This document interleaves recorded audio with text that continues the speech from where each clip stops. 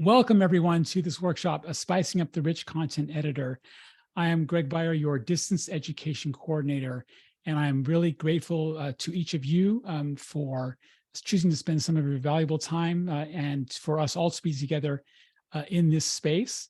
The Rich Content Editor is a tool that is ubiquitous throughout Canvas, and it's a place where we, of course, put our text.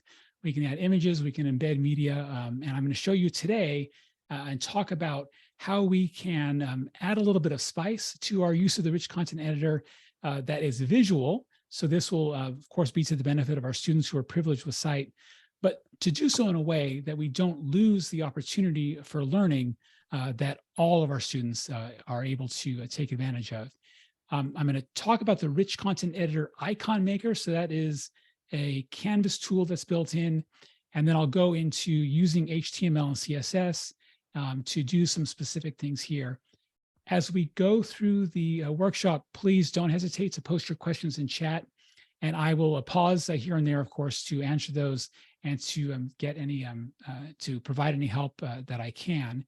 These are all things that you can do in your Canvas course here in Los Rios. And I have some resources that I'll share with you. In fact, all of the code and stuff that I'm going to show you, I've got a Google Doc that has all of it there. So you can just copy and paste.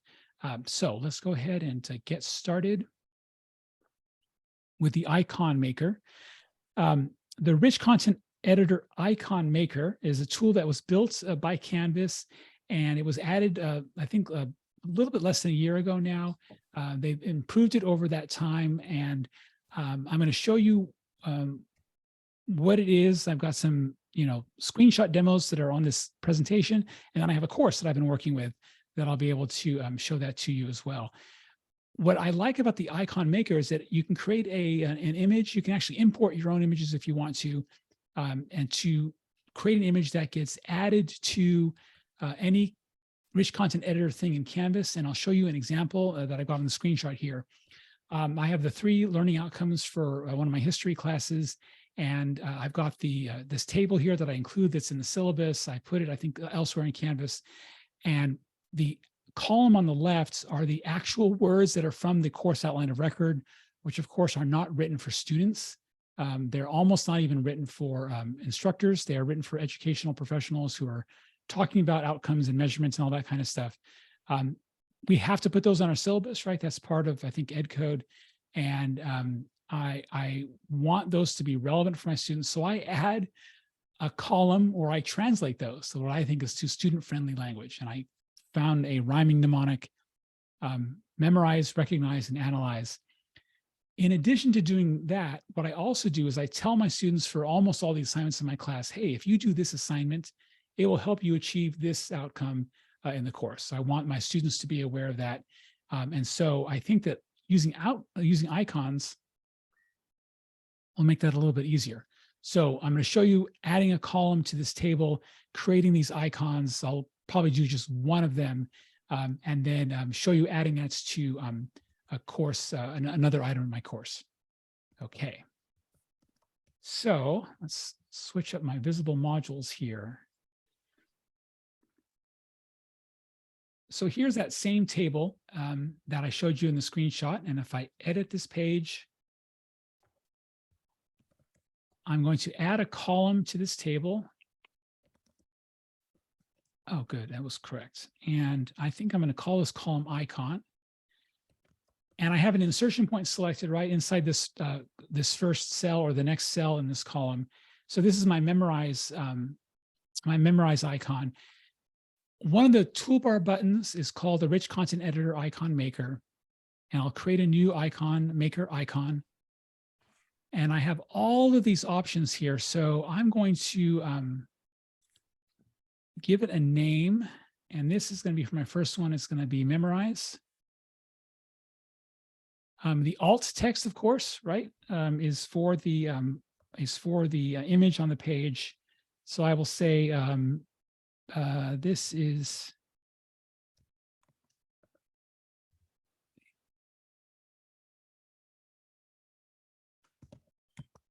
I'll type a name for the alt text.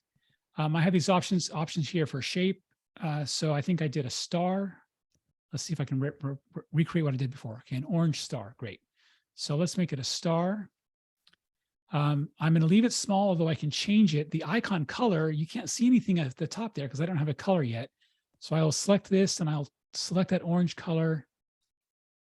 There we go. You can type in a hex code if you want to give it any color that you'd like. And then the outline size, the outline is the border. I don't want a border here, so I'll leave that no outline, right? 0, 0 is black. So if I say medium, right, there's that black border there. I can change the color of the line if I want, but again, I don't have an outline. The text is word that appears as part of the image. And again, this is going to be memorize. And then I can change the text color, the text size. If I make it large, it'll be really big. I like small, so I'll stick it with small. And then the text position is where the text is in relation to the icon. So if I say middle, it's going to be across the middle. Ooh, I don't like that. That's probably not enough contrast anyway. Bottom third, okay, that's okay, but I actually like below, so I'm going to stick with that. I'll talk about the other options next, but I've just got this basic icon, right? I've got my insertion point first, and then I selected my options, and I will select apply. And there is the icon, right? Let me hit save. And before I get to the other icon options, I'm going to go and add this same icon to another thing. So I'll go back to my home page and memorize. These are my quizzes where students are showing me that they've read the text, like my chapter 1 check quiz. So let's go ahead and go to that and edit.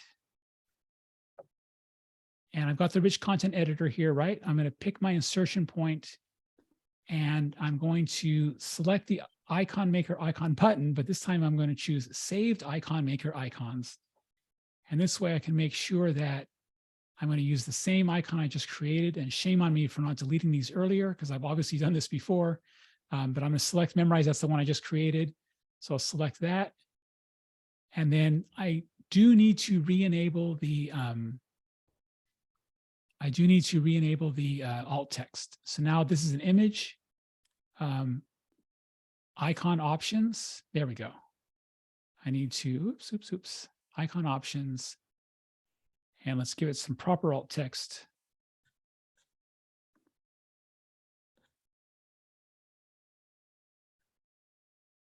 Okay. And now I have this. And I don't like the way this icon aligns with the text here, but we're going to learn how to do that today. So I'm going to hold on to that.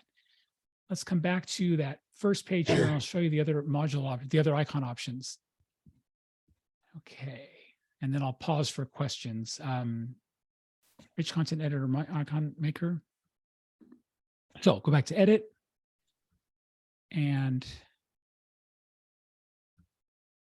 let's go to analyze. I'm going to pick this one. And let's create a new icon.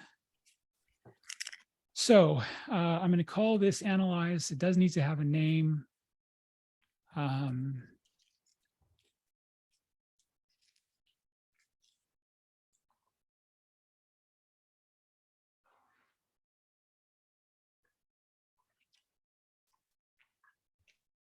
Okay. But I'm going to go straight down here to add image. And you can choose an image from your course. You can choose these single color images are like a limited selection of things that Canvas added. Same thing with multicolor images, again, a limited selection, but you can also upload an image. And I'm going to upload an image here that I will go, sorry, wrong click on my computer there.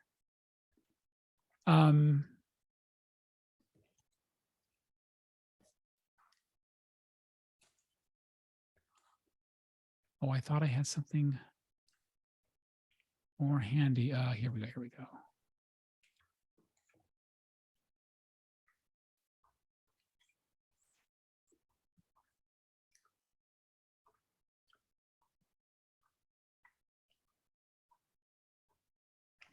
Here we go. Got one. Okay.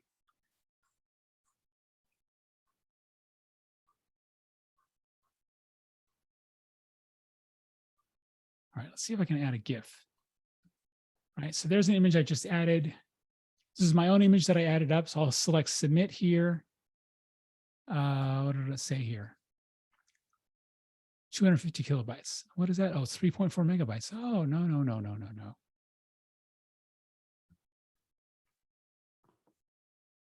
All right, let's try this again. I got one that's 259K. Oh, too bad. Okay. Fine. Make me do this.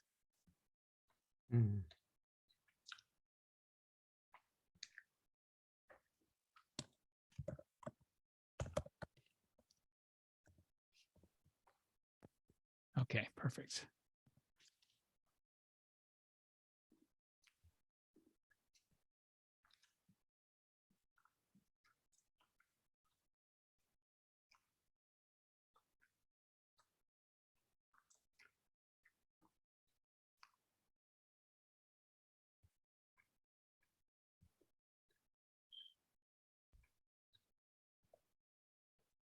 Okay.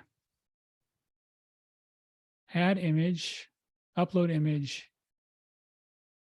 And that's smaller, so that should work. Great. I can crop the image with one of the shapes that they gave me if I'd like. I'll go ahead and leave that there. And it's got a word built into it, so we'll pretend that word said analyze. I can upload my own image again to make the avatar that I want. And now that I've added this here, there we go. I now have another saved Icon Maker icon that I can add to another assignment. Like in this case, my Module 1 writing assignment. And I will go ahead and select the saved Icon Maker icons and the one that I just created called analyze.svg.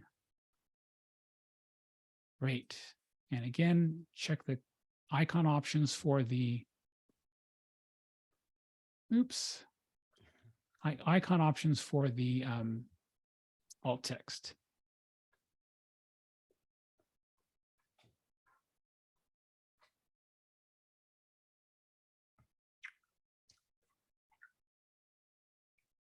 Okay. Do HTML and CSS. The first thing I'm going to do is work on the alignments for these images that we have here. But before I do that, let me pause and see if you have any questions about the rich content editor icon maker. Greg, I have a question. This is Sarah. Yeah. How are you? This is cool and I'm loving this, but when you're uploading an image, what's the difference between just uploading an image and making it an icon? What's the benefit? There isn't much of a benefit. There isn't much of a difference because it's just, you're just creating an icon. I'm sorry, you're just creating an image using the icon maker. I think the difference is that you've got it built into Canvas, and you've got the, the nice little pull down menu where you can reuse the same icons over and over.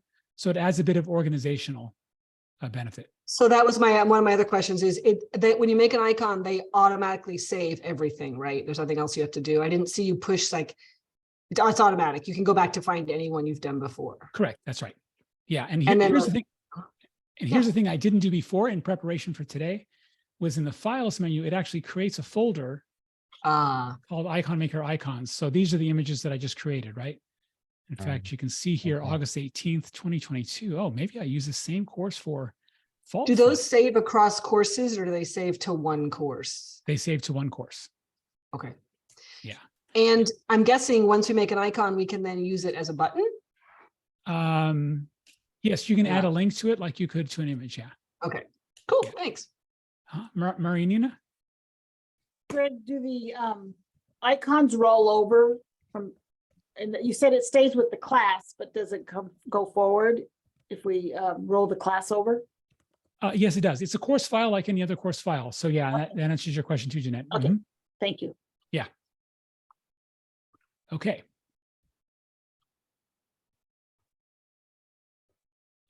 So those are icons. The next thing I'm going to talk about is the rich content editor and the language that we are using to use the rich content editor in Canvas. So All web pages are created using a combination of various languages and scripts. The two most common ones are HTML and CSS.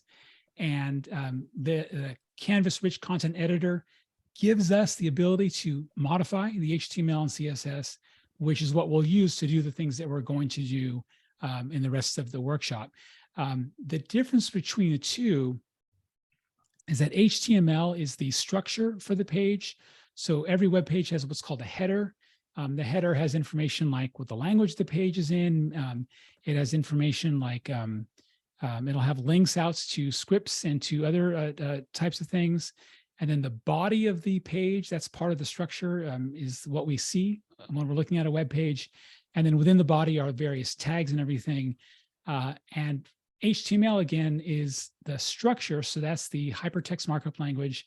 And then CSS, which stands for Cascading Style Sheets, that is what gives, that's the best tool to use the formatting, to do formatting for a web page. So when a person is using screen reader software to listen to a web page, the HTML, the structure becomes really important because it's the HTML that they will listen to say, okay, here's the page title, and here's the first heading, and then here's a subheading and a subheading. And of course, they're hearing all the text that's in the middle of it. Part of the HTML is the alt text. So if there's an image on the page, they will hear what the alt text says. And so that HTML, again, that structure is really important. CSS adds formatting. And so formatting can be seen by those of us privileged with sight, but formatting instructions written using CSS in general won't get in the way of someone listening to a screen page. So that's why we, when you're learning about accessibility in web design, it's important that we use the heading structure to give a page structure, especially if it's got a lot of text on it. And then when we do formatting, it's in general, it's better to use CSS.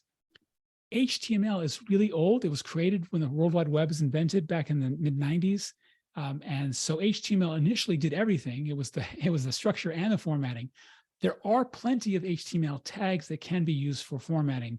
And in fact, sometimes Canvas will use those itself when we're doing the formatting. But then what you'll learn today is the CSS. So when we're in the Rich Content Editor, right, and we've got the toolbar and the buttons and we're clicking those to do formatting, we're telling Canvas what we want this stuff to look like or how for it to be structured. Canvas is taking care of writing the code for us.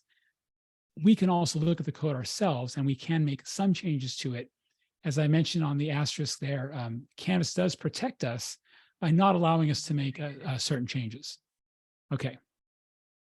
So let me move on to show you the first example here is floating and padding an image. And what you can do for images in Canvas is make the text flow around the image. So this example here that I have is very similar to the icons that I just did, right? The image is just floating there and you see all this white space, right? All this empty space around the text. If I could change how the image looks, I might have the text look a little bit better. And so this is using CSS to float the text around the image. So let's take a look at that.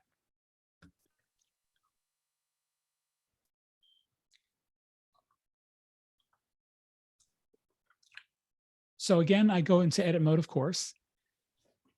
As I mentioned, all of the buttons and links in the menus for the Rich Content Editor toolbar are changing the code that we're looking at. If we want to take a look at the code, there's an icon down here, which is to switch to HTML view.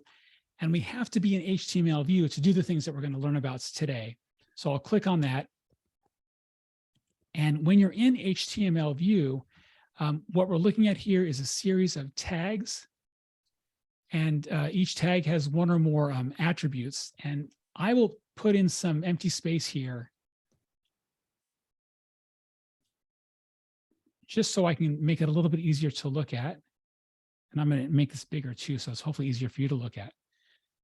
And in fact, let's close that. Okay. I hope that is more easy for you to see. So what I've got here at the beginning is a paragraph tag. That's what the P stands for. The tags have angle brackets on either side of the tag name. And at the end of the tag, and most tags have a closing and ending tag, I've got the same tag there, but the there's a slash there, right? It's /P, so that closes the paragraph tag. in between the P and the closing P is the content of the paragraph. So if I look down here, this might be a better example because there's no image there, right? This middle paragraph only has text. If I switch back to the rich content editor view, right, there's that middle paragraph.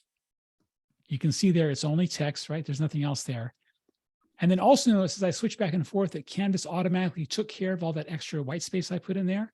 So you don't need to worry about giving yourself space to work with. I do this all the time because I want to make sure I'm not screwing up.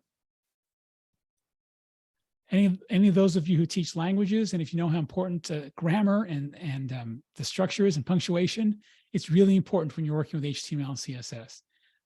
And by separating out, by putting this extra space here, that'll help me it helps me keep straight with what I'm looking at. Okay. In the middle of this first paragraph is an image tag, IMG for image.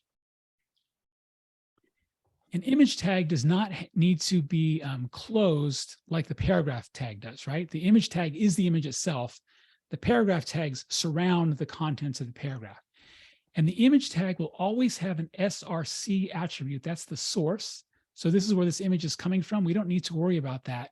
And there should be an alt text. There it is. There's the alt attribute, right? So there's the alt text for this image. What I'm going to do in the middle of here is I'm going to add a style attribute. So I type the word style equals 2 quotation marks. And this is part of the grammar of HTML. And then inside that style text, I'm going to put the word float. Here we go. I need to grab my document over here.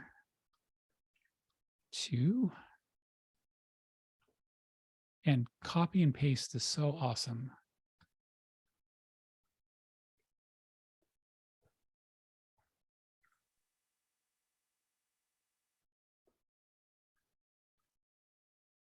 Okay, so let me pull it up over here so you can see what I'm doing. And again, this link I'm going to share with you as it'll be part of the recording. So here's this float and pattern image. So let me paste it over here and then I'll kind of deconstruct it for you. So I've got the style attribute for the image tag. And then the style has the value of float. I'm going to float the image to the right. And then it has the padding values. And you've got these numbers here in pixels. These can be either pixels or percent. Pixels are the actual pixel counts within the browser window. Percent would be the percentage of the window. And I've got the numbers here 0, 0, 5, and 10.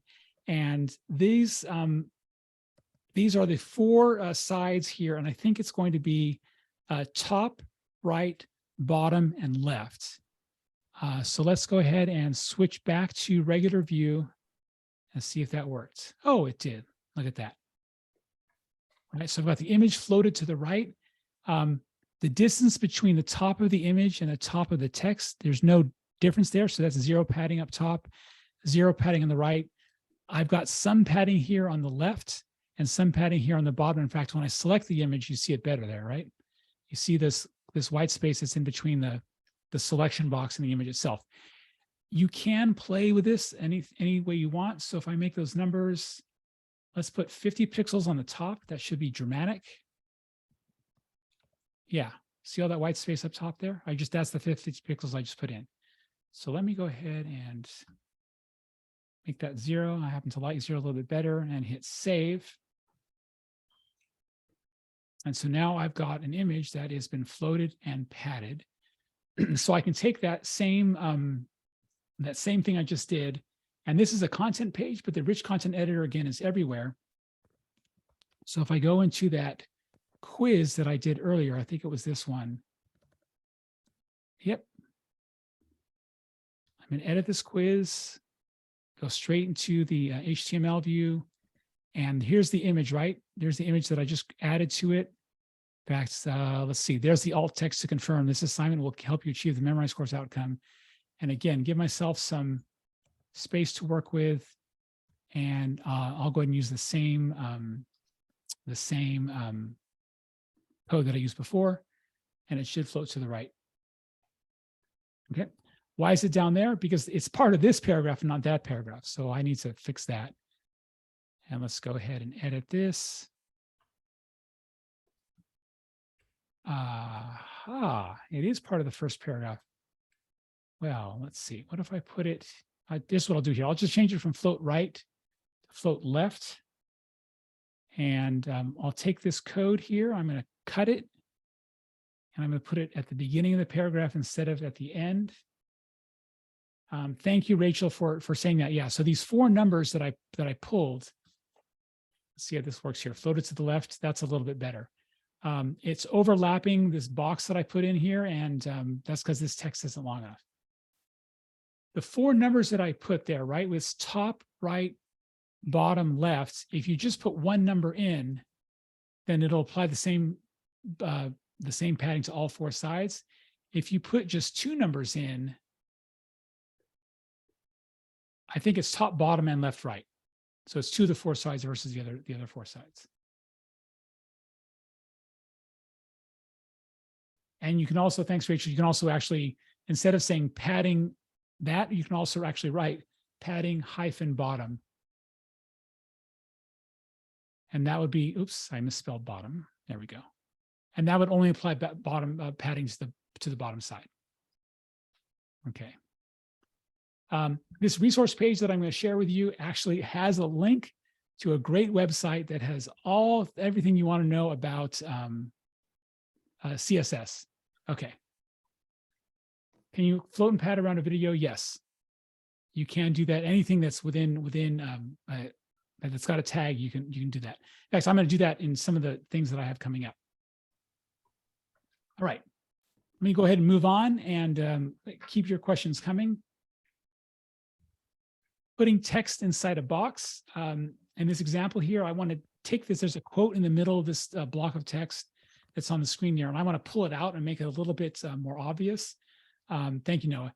What I can do is I can, again, use CSS and put a box around it. And that, again, makes the text pop for my students who can see.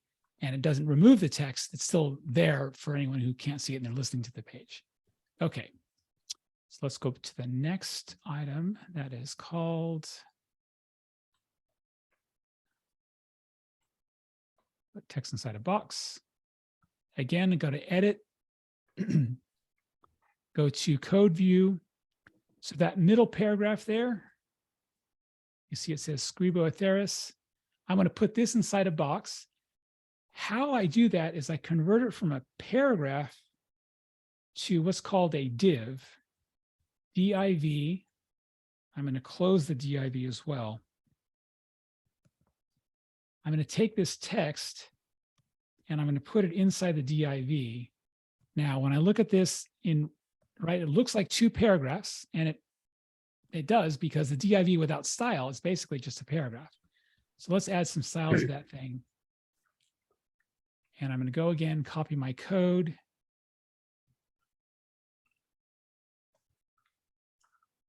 Okay, and I'm going to do some movement around here because the style, I'm going to copy all that, paste it in there. Let's get rid of that. And I'll leave the paragraph so we can see the comparison, and then I'll come back and talk about the code. Okay. So the difference here is I have padding. That's the difference between, or that's the distance rather, between the text and the wall, the box. The box is the border. So that's 5 pixels thick and it's solid. And then in addition to that, I have what's called the margin. And the margin is the distance between the box and the sides of the window.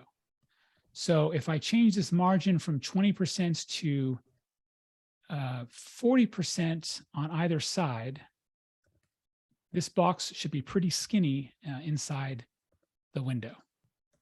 And it is. And there's 40% of that right on either side.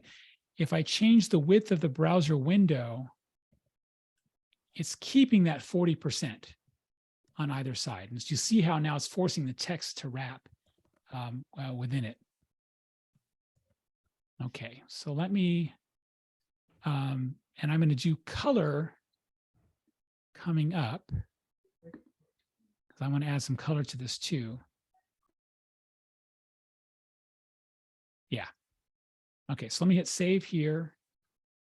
Can you center that text? Yes, you can. So let's edit that. And let's just select the text and I'll choose the center option. In the toolbar, why is it? No, it's over here. And so now it's centered within the box. So you can use a combination of, editing the code directly, and then also using the toolbar. In fact, let's take a look and see what change we just made when we centered it. So I'll edit, go to code view, and you can see that it was a style attribute that was added, right? Text align center. So that's what that toolbar did. It edited the style of the thing. Okay. All right. Moving on. So the next thing I want to talk about is use Canvas iconography. Within a Canvas course, you'll notice all around the place are icons. Like, for example, the glasses here that are part of student view, or the little book with the speaker icon that's part of immersive reader, or the pencil that's attached to the edit button, right? These icons are consistent throughout Canvas, and Canvas has a list of all the icons that are available. What we can do is we can use those Canvas icons and add those to our courses, add those to our pages. I'm going to show you that in the next one here. So here is a block of text. This is me talking to my students about attendance activities. And at the bottom line there, I'm telling my students, right, during the first week of the class, this is for an asynchronous online class, how I take attendance is my students have to do certain things. And if they don't do certain things, they're not attending the class, and therefore I should drop them, right? I've got students on the wait list who want to take the class. And so of course, that's in my syllabus, that's within Canvas. But on this page here, I want to draw a little bit of attention to that. So I put a box around the text, I colored the box, and we'll do the color, of course, next. And then I added that bell icon on the left. So that is a Canvas, that's part of the Canvas code. And I'm going to add that to the box with the next demonstration.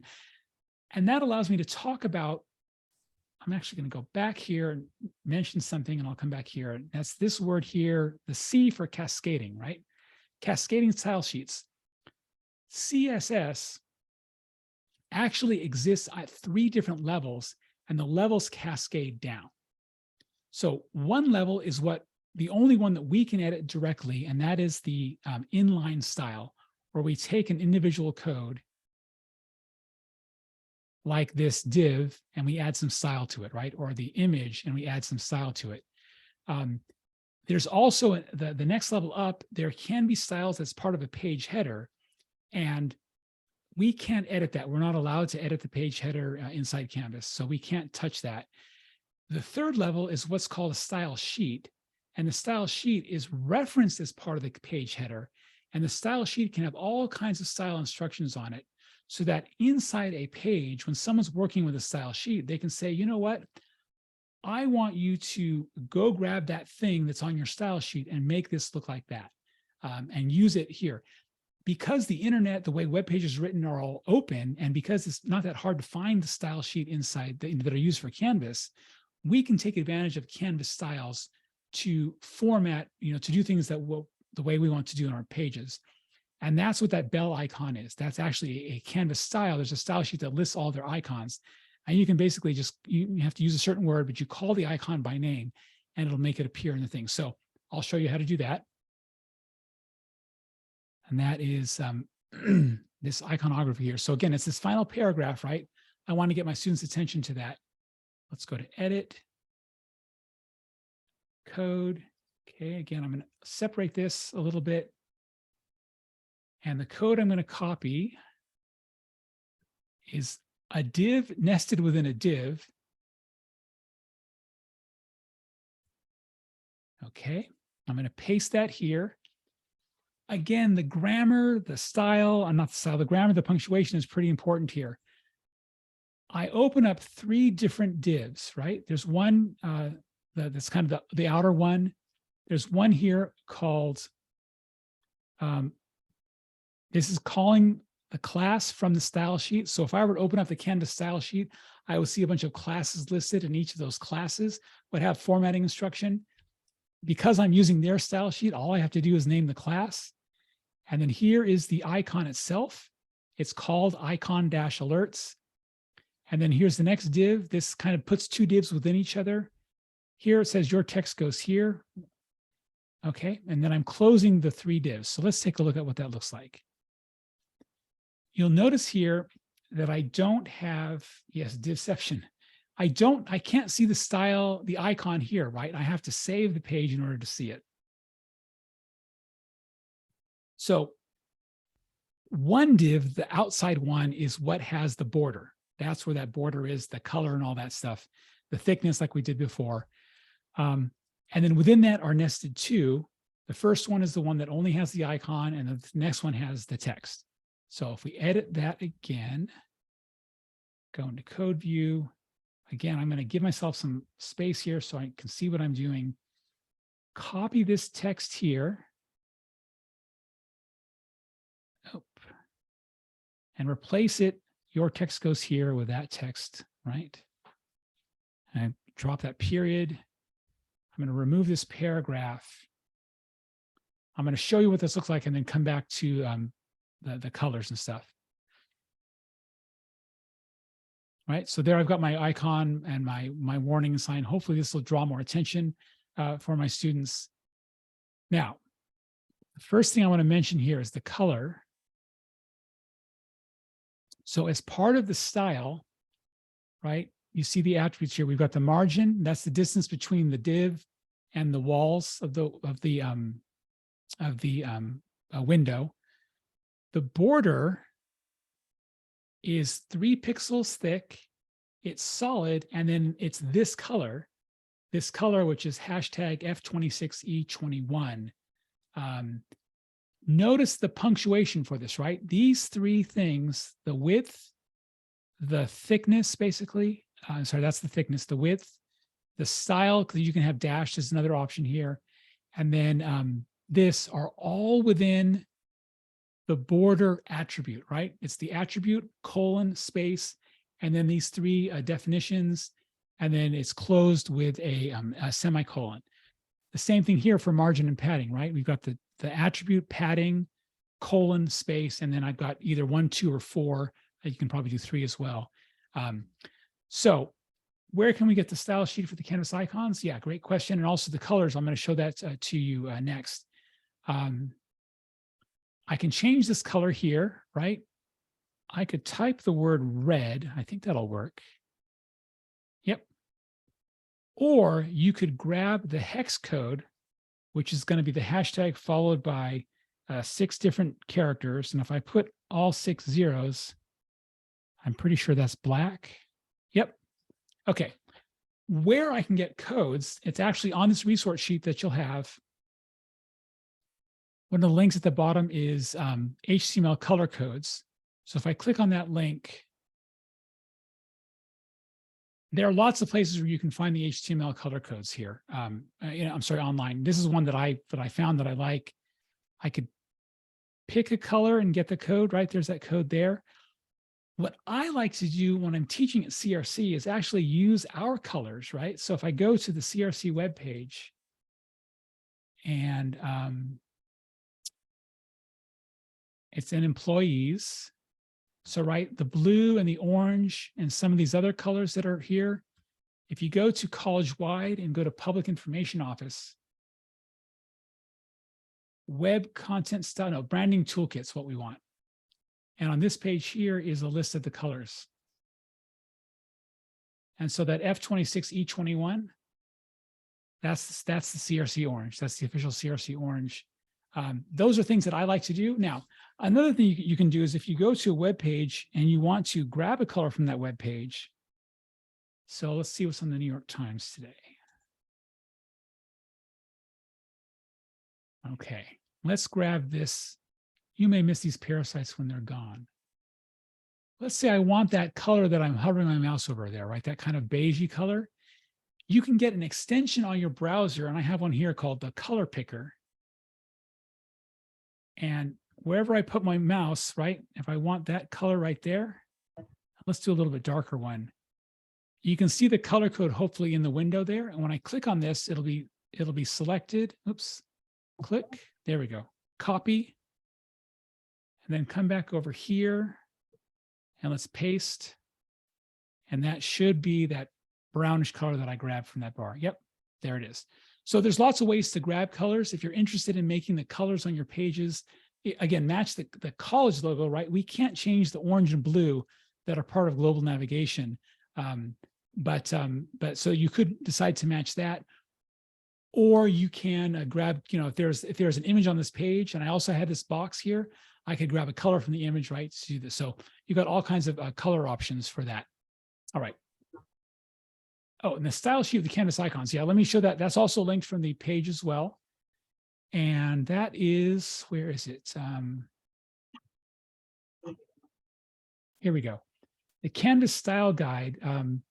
They're in the process of changing it, although they've said this for years and it hasn't been there for a while. But there's a link here called instructure.design. And on this page here, if I click on the hamburger menu and I choose iconography, this lists all the icons. So if you're interested in that, right, well, you'll get these links at the end of the show today. So here's the iconography, right? These are all the lists. These are part of Canvas. So they're not going to necessarily have other tools, right? Other things you might want to use. What's nice about using an icon as opposed to using an image is the icon is basically ignored by screen readers. There isn't anything there for them to report. It's like a character or an emoji or something. There's nothing special that we need to worry about. So it is an easy way to add a little visual notification, but again, that doesn't change the content for those folks who are listening to the page. So if I look at the icon, like if I want to change that bell to something like a, let's see, the word warning is here, right? So let's take a look at this word warning. And this is, what's it called?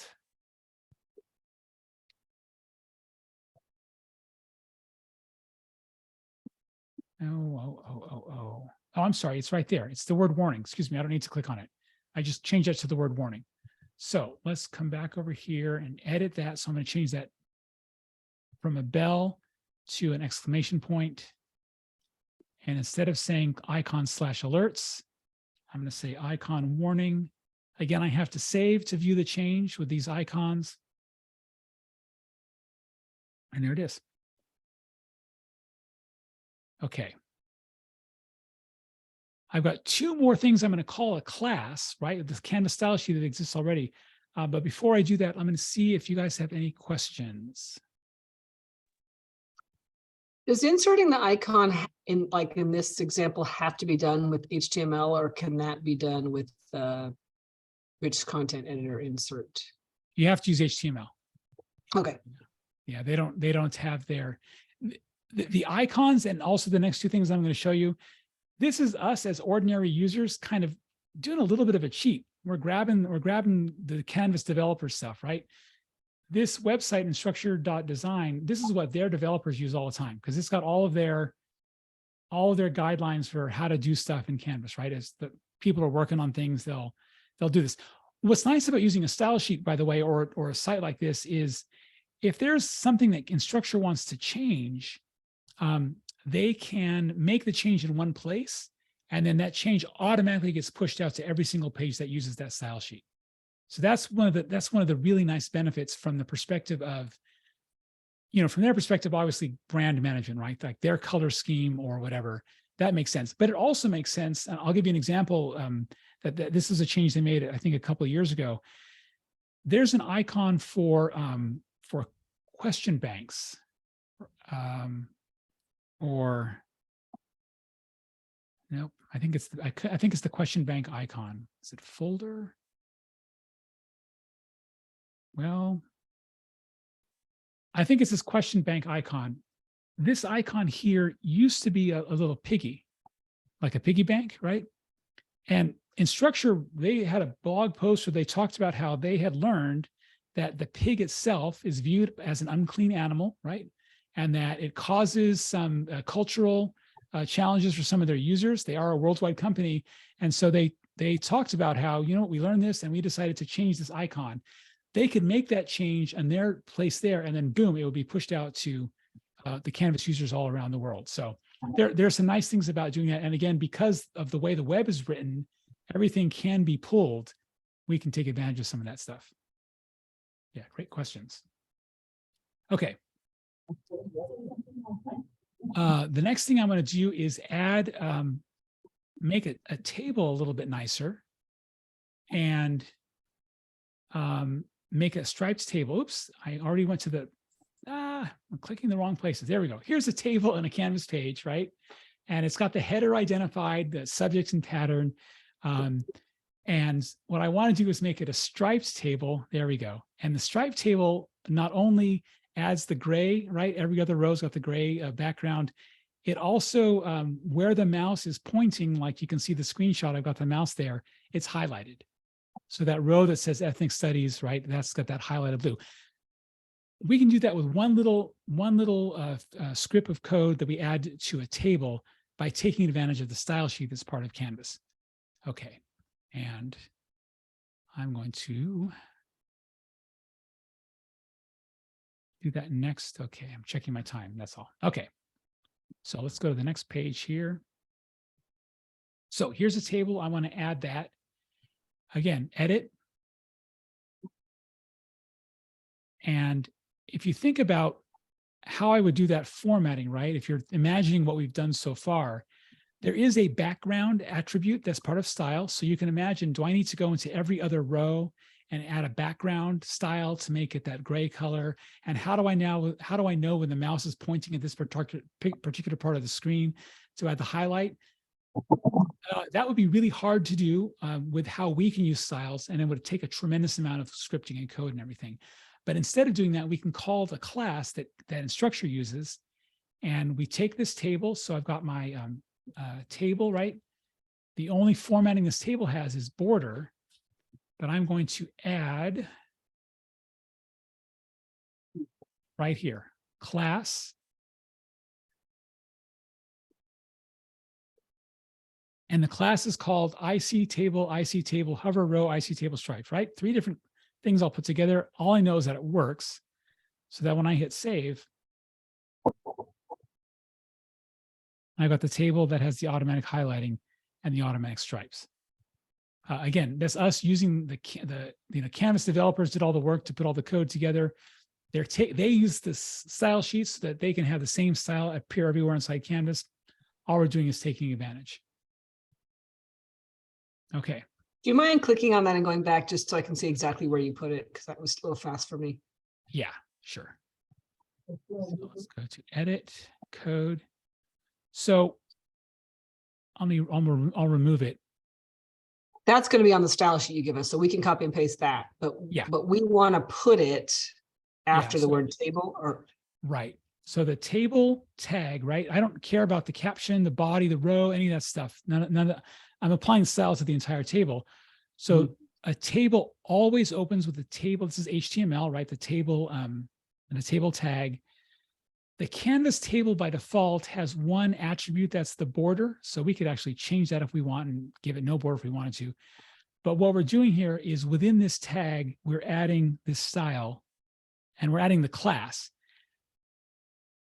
If I screw up the grammar, and I'm going to try to do this on purpose here, where I'm going to get rid of the space after the stripes, right?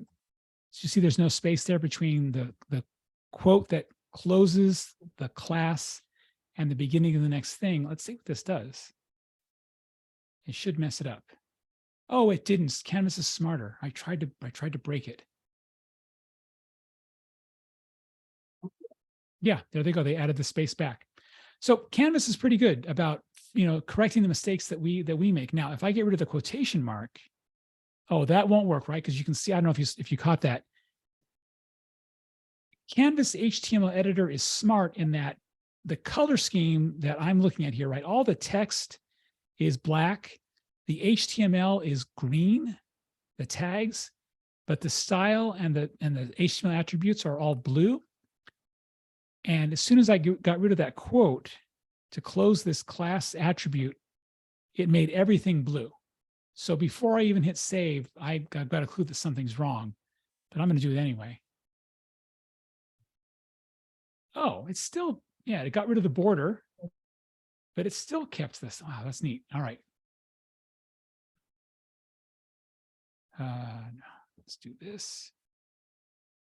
Yeah, look at it kept the border in, but it moved the quotation mark over to the end. So let's fix that. And I think that's one, oops, like that. Okay. Good questions. All right, the last one I'm going to show you is making a tabbed page. So this page that I'm looking at here, I've only got the first half of it roughly showing on the screenshot. And I've got the headings put in, right? I've got pars una, pars duo, there's a pars tribus at the bottom. By using tabs, I can put all those headings at the top of the page. And then my students can select the headings to view the content of those tabs. We already do this in Canvas on the settings page of a course. If I click on settings, there we go, right? Course details, sections, navigation, apps, right? These are all tabs that we're using. So again, we're just copying their code and using it within the rich content editor ourselves. And let's go back to this page here. And then I'll show this to you. And again, the process of editing the HTML and CSS, you've got to be really careful with the punctuation, the grammar. And I think that, I mean, I'm impressed that Canvas is smarter than I am and those mistakes I try to make. I think that's not going to work with what I'm about to show you here. So what I'm going to do to change this page, right? There's my three parts. I'm going to try to remember that this is a footer that I want to be visible at the bottom of the page always. What I'm going to do is I'm going to use a class from Canvas, but I also have to do some HTML in here because I'm going to create a div that has all of part 1. I'm going to create a div that has all of part 2, a div that has all of part 3. I'm going to wrap these 3 divs within a div that's you can't see yet, and that's going to have the links, right, to the titles of the 3 tabs. And then the footer, I want to be outside of this entire div structure. So that way it's always visible to my students, right, whatever they are. And how I have used this in the past is this footer could say something like, hey, students, make sure you read through all 3 tabs before you click on the next button, right? Because students will typically, right, look what's there and then click next. Or if I'm modeling, citation and academic integrity for my students, the footer might have the citation, right, the work that I'm quoting this stuff from. So those are options to use the footer. I don't have to have a footer. How this works is, of course, I'm in edit view. Okay. There are a couple of ways to do this. I'm going to show you the easy way first, and then I'm going to show you the hard way. The easy way is to, you still have to copy and paste code. What I think of the easy way is to import a sample page into your course that has the code and basically just copy the code over into this and then edit that. If I try to edit this code directly, I'm worried that I'm going to screw up. And I've done this often myself. I often help folks who are trying to do tabs with the same kind of thing. And it has to do with what the code looks like. So let me give you a quick look at the code, right? Here is the code for the tab. Let's make that bigger. Right, so here is the that opening div that has a list. So UL is the unnumbered list. This is the bulleted list in Canvas. But because I'm using this class called enhanceable content tabs from the Canvas style sheet, the bullets actually don't appear. There's a link to tab 1, a link to tab 2, and a link to tab 3. And you see I've got some placeholder content here. I could copy this code over here. I could paste it into here and then do some movement around, right? I can do that. And actually, I'll go and do that here first, and then I'll show you the easy way. I think this is a bit harder, or maybe this is 2 steps instead of 1.5 is the right way to say it. So header appears at the top of each tab, right? Well, I don't have a header on this page. I'm not going to worry about that. Okay. tab 1, tab 2, tab 3. So those are the links that students will click on at the top of the page. So I want that to be relevant. Now I'm calling this pars una, pars duo, pars tribus. Well, I think that's close enough to Latin for the same thing. But of course, in an actual class, I might have something a little bit more relevant. And I also think it's important to match the link text with the heading, the H2 that's at the top of each of these tabs. So I'm going to do that right now, and then I'm going to switch back and forth so you can see what I've done so far. And this actually has to do with accessibility too. So a student who's looking at this page, yeah, let me hit save here. I'll talk through this. So the tabs are going to be at the bottom, right? Yeah, perfect. Okay. So a student who's looking at this page, who's using a screen reader, right? One of the options they have is they can listen to and hear, okay, hey, screen reader, tell me the structure of this page. Now, as someone who doesn't use a screen reader, pretty obvious to me, right? I can look at it and I can say, oh yeah, part 1, part 2, part 3, great. But a student who's using a screen reader can listen to heading 2, right? The heading 1, by the way, is always the course title in, is always the page title in Canvas. We cannot edit heading 1 except by editing the page or the assignment or whatever. But we can do is add heading 2. So I'm saying to my students, hey, this page called Use a Class from the Canvas Style Sheet tabs, it has 3 sections, and I'm going to help you, whether you're listening to it or reading it, by telling you what the 3 parts are, right? Hope that makes sense. If we use tabs, these 3 links I put up here, these are not formatted as headings. So this does nothing for students who are trying to listen to the structure, but this does down here, pars uno, right? You can see that I've copied that. So that's why I say it's important when you're doing a tabbed page to not just do the links at the top that have the titles of the sections, but make sure that the sections have titles within the block of text. So I've got my structure, right? I've copied the code over. I've changed the title of the link, or I'm sorry, I've changed the link text. I've changed the heading within each of the links. You see here where it says href equals anchor tabs 1. That's what's called an internal link. So that's linking within this page. And the div ID where it says tabs 1, it's really important that this text here, tabs -1, matches this text here. If it doesn't, then the links aren't going to work internally. So this is where it's really easy to make mistakes. And I'm going to add a 4th section here to show you how easy it is. But before I do that, let's go ahead and move these 3rd ones over, right? So here's pars una. I'm going to take this paragraph. No, it's 2 paragraphs here. I'm going to cut, and I'm going to replace it. Tab 1, content paragraph 1. Yep, replace that. And do the same thing with pars duo.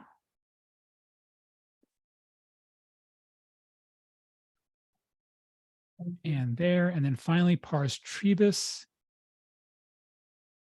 Okay, but remember my footer. I'm going to remember that because I'm going to put that at the bottom. And then here, after the last div, footer text appears at the bottom of each tab. I'm going to copy this omnia in probatione. Put that down here. Oops. Okay, get rid of that bottom paragraph. Get rid of all the stuff up here. I don't have a header, so the top of my thing is going to be that div class enhanceable content tabs. And now when I hit save, this should look good. Yep.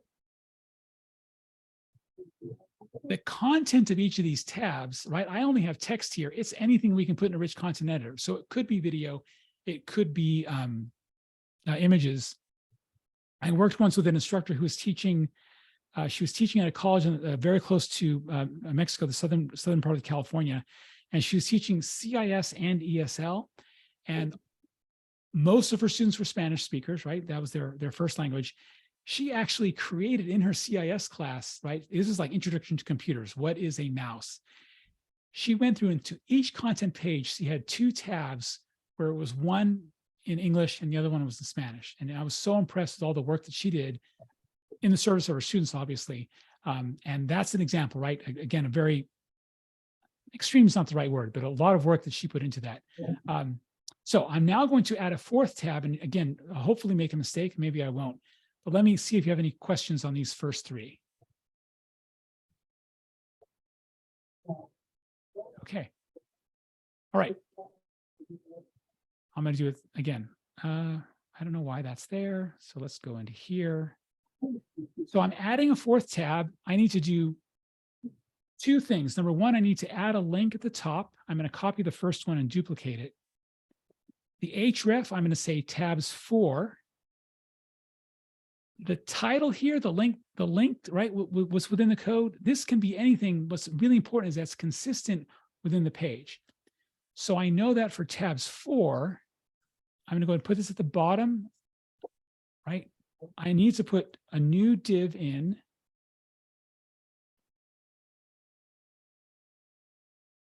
And copying what was in the other things, right?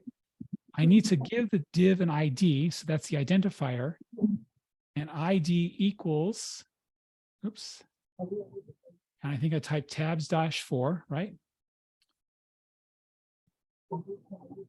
And what did I call it? Oh, parse trevis, right? There's another word here. I'm going to call this quattro. Okay, so that's the title of the tab. That's the name. That's the link text. I typed tabs 4. That's good. Within the div, the first thing I'm going to do is put a heading 2.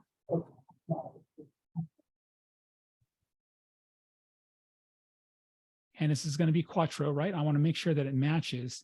And then here's the content for what I was doing before. So let me just put some random Latin text in there. One paragraph is perfect. Okay.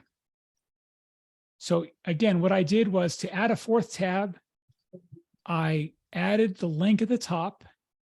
I gave it a unique target and a unique name. I guess the name doesn't have to be unique, but it's better for my students, right? So, but for the code, the target has to be unique. I gave it a name. I then created a new div. So I opened it and I closed it before the final closing div. And then I gave it the heading so that it's a heading 2, like the other heading 2, so that's consistent within the page. I made sure the title matched. I put some contents in there. And now when I hit save, let's see if it works. Yay, it worked. Okay. So that is, again, I think a little bit harder. I just copied the code and I messed with the original page that I was working with. The other thing you can do in to help it be easier for you, and I like to do this myself, is to have a blank content page or an empty content page that basically has that code. And what I've created a sample content page with tabs that's in the Canvas Commons. And in case you haven't used the Canvas Commons before, it's a place where anyone who uses Canvas can share what they've created in Canvas with the entire Canvas community. You can also share something only within Los Rios if you wanted to, or only within the California Community College system. And how it works is if you go, click the Commons link in Canvas, and you can do a search for all kinds of stuff, an entire course. You can filter for grade levels and all that kind of stuff. I'm going to do, for the purpose of this workshop, I'm going to do sample page tabs. And the one that I like is the one that I created, of course. I'll select it. And then when I'm looking at this interface, right, there's a preview. Now you'll notice here how the preview does not show the tabs. That's because this website can't access the Canvas style sheet. And this also gives you an idea of what this would look like if you were looking at this on a mobile device. Because a mobile device does ignore the tabs, but it includes the links. And you can see here, I've got the headings, right? I've still got the structure there. From this interface, Canvas Commons do a search, my search results. I select the import download button, and I'm going to import it into this course, which is called Flex. Oh, there it is, Spring 23 Flex Workshops, right? I select that, I click import. The import process has started. Okay, this will take not too long because this is a small file. So let me go back to my course. I'm going to go straight to content pages. And I just copied over this sample page with tabs, or sample page with tabs copy. I guess I've done this before. So this page here that I just imported, this is what it looks like. And it's the same thing, right? It's got all the code built in. So you may decide it's easier to work with this page, right? I can take this page, and what I could do is I could make a copy. Here's the duplicate button, right? I can edit this copy now instead of editing the original. And what I could do here actually is read each section of this page, right? And now I could start, and I'm not using that code here, right? I'm just using the rich content editor. As long as I'm very careful with what I type,